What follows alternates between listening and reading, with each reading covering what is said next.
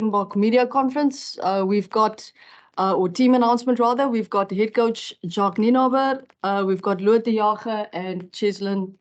If you can just move closer, please, Cheslin. And Cheslin Colby today.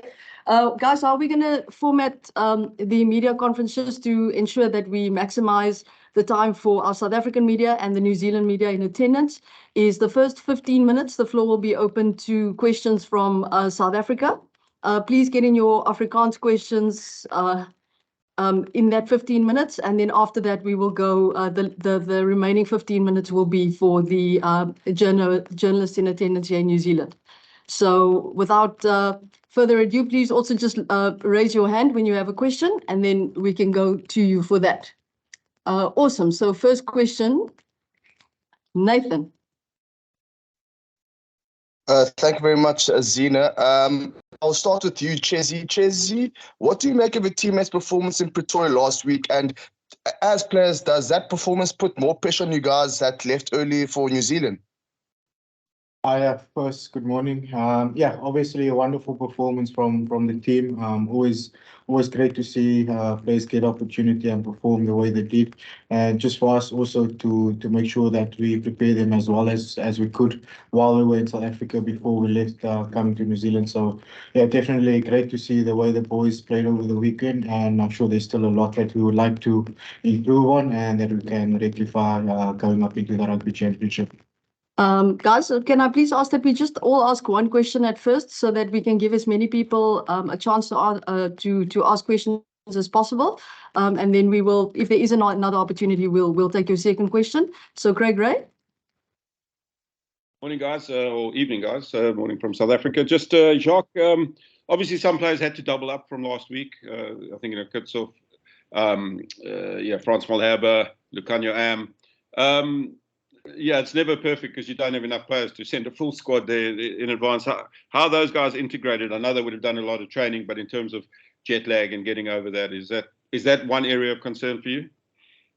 No, I think the plan was always to with the two squads that we or not two full squads, but sending guys here a little bit earlier obviously gives you the benefit of them adjusting to the different time zones. But the benefit for the guys who stayed and played the test matches, they probably got they got exposure to top international rugby, which the guys who's here probably haven't had, so there's a little bit of pros and cons in both. So as these guys are sitting here, bodies nice and fresh and well adjusted or better adjusted to the time zones, they haven't had international rugby exposure. But the other guys are maybe a little bit stiff and sore today and are adjusting to the time zones, but they have had a proper test match under the belt. So I think, Craig, it's a little bit of pros and cons for both, and but they both adjusted well in the training session, and looking forward to see. I think if you look at the squad or the team that we selected on that topic, is that you can see we've almost tried, and I won't say perfectly balanced it, but I think there is a good blend of guys that's nice and fresh and well adjusted in terms of time zones, and then there's also guys that have had a proper heat out against Australia, so almost trying to get that balance. Yeah, thanks. Thanks, Zina. How's it, guys? How's it, Rock? Very interesting loose trio you've named there, one we haven't really seen before. How have they been in training, and are you quite confident that they'll be able to gel quite nicely off the bat against New Zealand? Yeah, I think it's I don't think it's one that we haven't combined. So's played, or Franco Mostert played the majority when in 2021. I think he played a lot of open side for us, blind side for us, 7. And Kwacha has played a lot of games for us. But yes, I think it's an exciting loose trio. Obviously, like I mentioned now, some guys had the opportunity against Australia, and these guys get the opportunity now. And looking forward to see how they'll perform. Jan?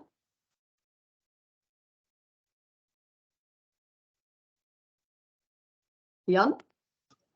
Yeah, no, sorry, apologies. I struggled a bit with the mic there. Jacques Jan de Koning. Your halfback combination, scrum half, fly half. Talk to us about what do you expect? I mean, obviously, we saw what happened last week and we had really good results from that. Now you've got a very different halfback combination. Do you expect the same style? Or do you expect different things from them? I think, on the halfbacks, I'm very, obviously, Kobus is a very experienced guy, and it was Marnie's first start for us, and I thought Marnie did well in terms of driving the team forward and making good decisions, and probably that's the same thing. We've got Damien and Faf has played together before. And I think in terms of your question, do we expect the same thing? Yes, we will obviously we'll see different pictures from New Zealand than what we saw from Australia. So basically, what do we want from our 9 and 10 is to make good decisions and to make sure that our back's going forward. And like I said, the pictures and opportunities will be different because it's a different team. Morgan? Thank you. Hi, Coach. On Saturday, Coach Stick said that there were a handful of players that had played themselves into the team for New Zealand. And just looking at the team that you guys have sent out now, who are those players that managed to make this team after their performance against Australia? And who went on? I think that we pretty much we were open with the players, so they pretty much had a good idea of who will play in the test match on both sides. I mean, we were open and honest with them from the start. But obviously the New Zealand side weren't selected because of their injuries, because of form and stuff like that. But I'm not going to go into too much detail in terms of who played themselves in. We always had the idea, like I mentioned before, that we would like to, if it was possible, to have a blend between guys that have travelled early and guys that have played against Australia, to almost get that balance right, and having guys that, let's call it battle-hardened, guys that's battle-hardened, that had a test match under their belt, and then guys that's fresh. We always thought of having that blend. That's why I think in last week's presser, we mentioned a couple of times that the guys that have travelled here, some of them will not even be in the match day 23. Some of them will not start because that was always at the back of our head, that we will try and blend it as much as possible. Percy? Baie dankie Zina. Zina, ek het 'n Afrikaanse vraag net vir Loot en vir Cheslin. Meneer, ek vra net die vraag, Loot, julle afvaarters besluit op Eben Etzebeth, 'n baie ervare man as julle leier vir hierdie naweek se wedstryd. Hy was lank weg van die wedstryd gewees. Sê gou vinnig iets vir my van omtrent Eben Etzebeth met sy ervaring en wat verwag julle van die tuisspan? Hulle kom ook met groot selfvertroue terug van Argentinië af. Baie dankie. Julle albei. Hi Percy, ek dink op Eben, hy was al voorin Springbok kaptein. Hy's 'n ou, die mees ervare ou in die span of in die groep. Iemand wat ons almal baie respek voor het en nou wat lei deur sy aksies, so is maklik om so te volg. Ek dink New Zealand is altyd 'n harde wedstryd, altyd 'n baie taai opponent en vir alles hulle in New Zealand speel ook met baie trots vir die try en dit gaan Saterdag weer eens 'n groot toets wees vir ons as 'n span. Ja, van my kant af dieselfde wat Lot ook gesê het. Eben is al hier vir baie jaar, baie ervaring en hy's 'n professionele atleet en ons almal kyk ook op na hom en hy's net 'n ou wat lei op die veld en verwag net van almal rondom hom om dieselfde te doen ook. Ken?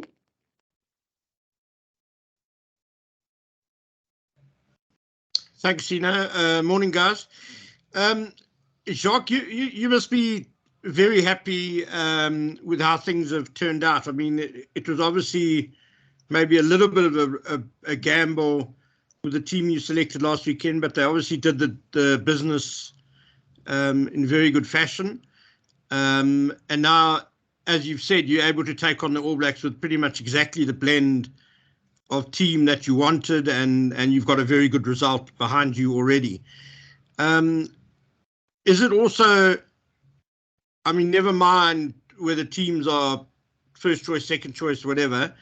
It seems to be the team that you've played against the All Blacks a lot over the last couple of years. So is it more about specific things that the All Blacks bring in the game, that this is the best team to counter those things? Yeah, Ken, it's Ken. Ken, yeah, Ken asked. Yeah, Ken. I think the probably the first thing is that we know that we will we need a squad to build momentum during the Rugby Championship. And to try and be competitive and win the Rugby Championship, we know that we need a squad, and we also need a squad for the 2 warm-up games that we're going to play against Wales and against the All Blacks at Twickenham, and then we will need a squad going into the World Cup. So I think the thing is, and we said it from the start, there wasn't an A and a B side. Like you rightly mentioned, I think now is that the team that we selected to play against Australia is a team that we felt had the right mix to be competitive with Australia, and the same with this one. Obviously, we weren't as because of injuries, and there could have been injury changes. We weren't 100% sure of how this team would pan out, but the team that we selected for this weekend is obviously a team that we feel can be competitive against a very good New Zealand side. And I think if you look at the last couple of exchanges that we had between ourselves and New Zealand, they were always close, and that's the nature of the competition between the 2 countries. So yes, I think the main thing is we will need a squad, and just as the guys, Cheslin and Lewis and the guys who came over early had the responsibility of preparing that Australian side to put out a good performance against Australia. The guys who've travelled here now, who's not in the team, has got the same responsibility of preparing these guys as good as they can for a New Zealand side, like you rightly say, on form. They had a good result over the weekend. They were impressive. So yeah, I think that's the main thing. Like we've said from the start, there was no A and a B side, and the team that we selected for the 2 teams are teams that we feel would be good to do the job for us. Kotso?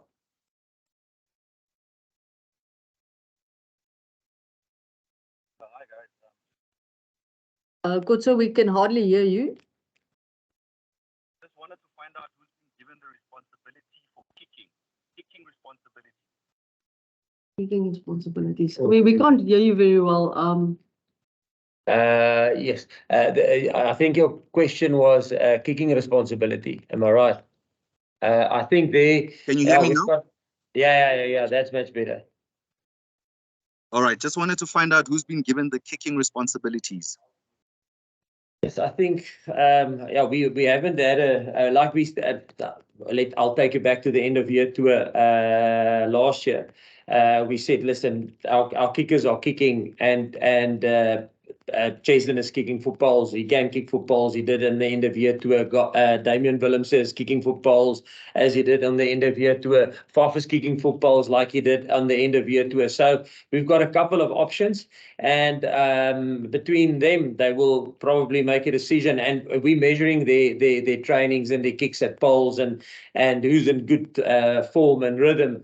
And obviously between them and Stocker and because I don't know anything about kicking, but they will probably have a good discussion in terms of who will start and who will not. In terms of kicking for poles, I mean. Guys, we can take 2 more questions, so please keep them short. We'll take Leighton and Simon, and then unfortunately that's all we can do for South African questions. Thank you, Z. Morning, Jacques, Cheslin, and Louet. Jacques, just for you, please.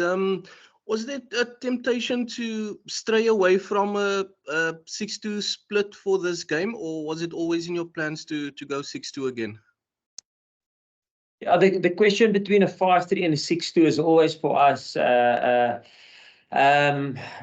If we have the versatility in terms of the back line, and we have like for like players, if I can put it like that, that's on the bench versus the guys that's starting. We and it's available for us. We will go with a 6-2 split. Yeah, so it's not always something that we strive towards. It depends on the makeup of whoever's starting and who's available from a forwards perspective, and almost. Yeah, that I would say is the decision-making process between are we going to go 6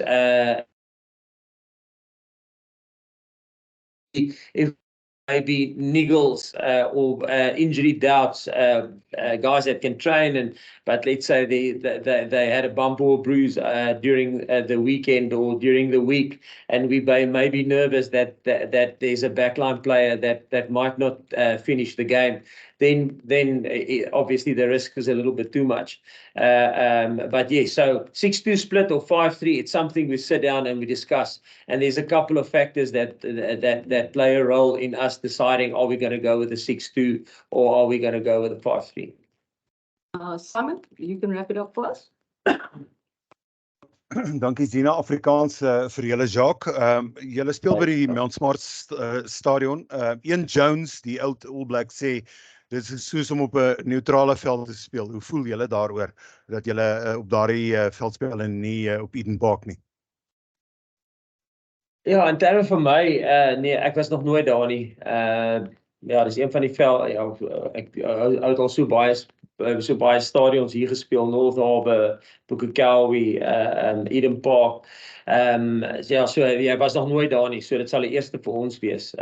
Ja, en ons sal seker Vrydag kapteinsoefening daar gaan hê en dan sal ons sien hoe lyk die veld vir die eerste keer. Hoeveel dit vir ons maak dit nie 'n verskil nie. Ek bedoel, of ons dit nou op Eden Park speel en of ons dit nou hier speel, of op 'n ander veld speel, dit maak nie saak nie. Dit is net vir ons 'n ongelooflike geleentheid. Weer om in Nieu-Seeland teen Nieu-Seeland te speel. Jy weet, ons het laas gedoen in 2019. Ek het nou vir die media van Nieu-Seeland gesê, van 1999 af dink ek kom ek elke jaar Nieu-Seeland toe saam met die Stormers en die Cheetahs en daai spanne. En die Cats, daai tyd in 1999, hou het altyd ten minste vir 2 weke met Super Rugby, het jy 'n jaar hiernatoe gekom, en nou ewe skielik van 2019 af, was ons net nooit weer hier nie. So, dis so half, ja, dit is net lekker om weer in Nieu-Seeland te wees en om die kan ek maar sê, die vibe van toets rugby in Nieu-Seeland te ervaar. Ons weet hoe belangrik rugby in Nieu-Seeland is en hoe belangrik die All Blacks vir Nieu-Seeland is. So net om deel te wees daarvan, wel vir my persoonlik is net lekker om weer te wees. Well, thank you guys. We are going to leave the camera and the microphone on, so you're more than welcome to listen in. We're just going to take questions from the floor over here in New Zealand. So, guys. Hey, Jacques. The last time you faced the All Blacks at Ellis Park, they were a bit of a different team. They were a team in a bit of a crisis. Since then, in your analysis that you've done of them, what sort of growth have you seen in the All Blacks? And what kind of All Blacks team do you think you're going to run into on Saturday night? So I think, yeah, it's funny if you I remember when it was written in the press that New Zealand are in a crisis, you know, if they lose 2 games or if their win percentage drop below 85% or below 80, it's a crisis, you know, which a lot of teams in the world are striving for. So I think crisis from my perspective is what's the right word in English? It's subjective. They just had a couple of bad runs, you know, and there was a couple of cards against the Australia game that probably some went for them, some went against them, and then with how close the top 10 teams are towards each other currently in the world, I think that might be the difference between winning a game with a couple of points or losing a game. So I think, yeah, they're definitely back on form and they've got back their confidence.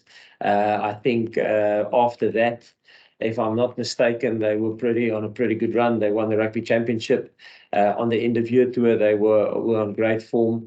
And yeah, they had an unbelievable performance against, not unbelievable, they had a very good performance against Argentina. We know how tough it is to go to Mendoza and perform there. So yeah, no, we I believe we know we're going to get a proper test match on Saturday. Jacques, is it still just as daunting as what has been in the past to come to New Zealand and play the All Blacks? Or is some of that aura gone after seeing the likes of Argentina, Ireland, knock them over at home? No, it's always no. For me, it will always be one of the biggest test matches in the world, and for us, I think the rivalry has been over 100 years, or 100 test matches, 100 years that we've played against each other. So the rivalry is also massive. No, and for us, New Zealand hasn't lost their aura. They still a formidable side. That's why they are ranked highly and consistently high in the world. Look, the hopeful of welcoming back Sam Whitelock. He's on track to return. What does he add to that All Blacks pack? Yeah, I think he adds a lot. He's obviously a very experienced player, very good in the lineouts, great lineout forward, and he's good around the park, got a good work rate, and yeah, he's a very, very good player, and he's massive for them in their pack. Like I said, brings a lot of experience, and he's a guy that grafts around the field, works really hard, and a type of a no-nonsense player. So yeah, I think it'll make a big difference to their pack if he plays. Speaking of, how much more confident are you than even out there on Gilligan? Yeah, no, definitely. I think even like I've mentioned previously, he's a very experienced player, our most experienced player, and he's a guy that leads by his actions and takes control of his job on the field and tries to help others as well. So for me, yeah, it's great for me to have him with me on the field, and yeah, looking forward to it.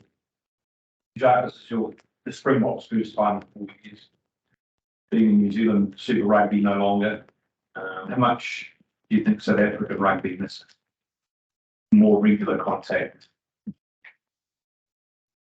Yeah, that's probably going to be my personal opinion. But I think South African rugby is in a good state in terms of that. We get the best of both worlds. We get exposure to the URC in the Northern Hemisphere competitions, the Heineken Cup. So you get different countries, different styles. When you coach in the URC, and when I was with Rassie at Munster. The funny thing was that we were in the Pro 12 back then, so there was 12 teams in the Pro 12, and we coached against more New Zealand coaches then than in Super Rugby, because in Super Rugby there was only the 5 New Zealand teams, where you got exposure to a lot of New Zealand coaches who's applying their trade up north, and then obviously that's the club side of things. And then we're lucky and fortunate from a Springbok point of view to still get the exposure in the Rugby Championship. So you get that almost because of probably external conditions and stuff like that. You get almost this test match grinding. If you play at Connacht in Ireland and it's wet and windy, you have to grind out the game. It's not so conducive for keeping ball in hand. So you must find other ways to apply pressure on teams. So you get that kind of exposure with the URC. But then sometimes there you can play on a 4G pitch and it's a beautiful day and the game is quick, as quick as it is in Super Rugby. But then we obviously, I think, we get the exposure with the Boks, playing against quality sides with great individuals that can create magic through playing against Argentina, Australia, New Zealand. So I think we're in a good position. Again, it's me personally. I feel we're in a good position in terms of South African rugby that we get that exposure to both sides, to the north and the south. For the players who come early to prepare for the game, what's that kind of allowed you guys to prepare for this weekend's game? And does it feel like you guys have a slight advantage, those players in particular, I guess, climatizing into the weather and preparing for the game? I think first and foremost was for us to come over and get used to the weather and climatize over here. So that definitely does. It's an advantage.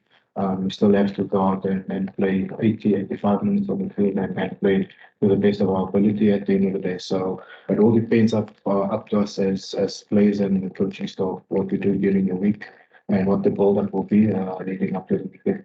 And you guys had Sia come along, Sia come along with you guys as well. His presence, I mean, even though he is recovering from injury, what's his presence on the Spurs trips in New Zealand? How that impacted you guys, help you guys out? No, it's always good having Sia around. You know, he's been our captain for such a long time, and he's such a integral part of our group. He's just a nice guy overall to have around the squad, and he's working hard every single day to get back as soon as he can. So no, it's been great having him around.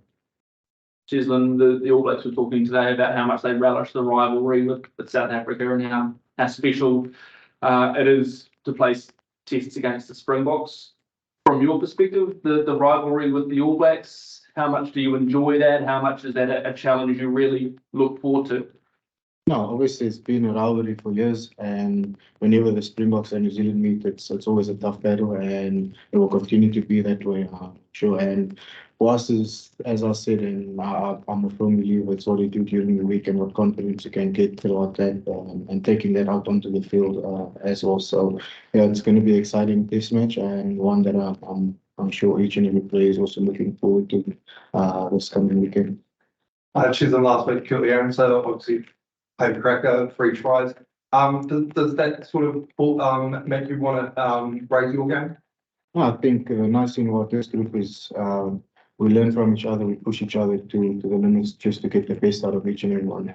We just want to contribute where we can contribute for the team, and just to see the things that we train during the week play on the game day. It's fantastic to see, and it's just for us to raise the ball for each and every time we get out on the field and get the opportunity to wear that green and gold jersey. So really exciting for Kirkley and what he's been doing since he started. And I'm sure there's a lot of amazing things to still come. Jacques, where is Sia at? It's like he's No. running today, Steve. Yeah, no, he's did you say he's running today? Yeah, he's doing very well. He's a hard worker, professional, just as Eben, you know, Eben in the beginning it was touching, this game was touch and go, but in terms of the prediction, and sometimes you might miss it with a week or two, but they were very diligent and worked incredibly hard, and Sia's doing the same thing. So so we feel he's on track, definitely on track. Jacques, you're probably used to either one of Bowden Barrow or Richie Moanga steering the ship for the All Blacks. Last week it was Damien McKenzie. Obviously they haven't named their team this week yet, but do you kind of have to prepare for a bit of an unknown quantity in Damien? He hasn't played a lot of Test rugby at first five if the All Blacks do decide to go with him again. Yeah, I would say we obviously coached against him a lot in Super Rugby, and yes, he played majority of the games. I would say at 15, but he's also slotted in at 10 for the Chiefs back then, and we had a very close eye on Super Rugby, and followed him and the Chiefs' performance over the season. They were a house on fire. I think, they were probably from the start. They were one of the informed teams. So yeah, we know he's a quality rugby player, as always have been, you know, and with the other two prospects there as well. They very well known, very good. So it's going to be a nice challenge for us. I think you might have been asked to play home video, but is Mount Smart any less intimidating than Eden Park? Obviously, without that incredible record. Yes, I haven't been there at that stadium before. So obviously Eden Park is special, and a special stadium to play in. And we haven't actually, I can't remember when's the last time that we actually played. We played in the 2014 Junior World Cup. I think we played against England at Eden Park. So that's probably the last time that I've been involved in a game at Eden Park. But no, for us, it just like I mentioned before we started, just the fact that for me personally, being in New Zealand and it's something that you so take for granted.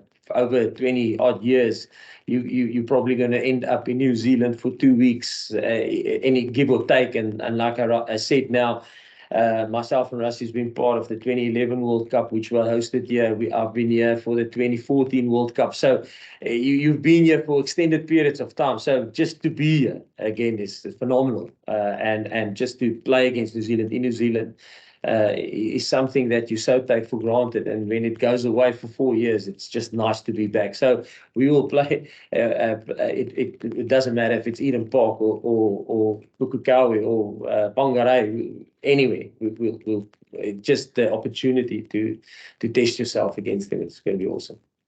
And last question. Is Razzie happy to be back?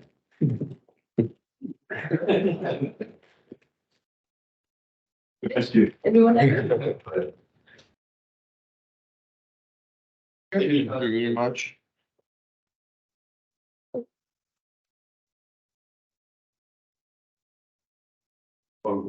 Cheers, guys. You.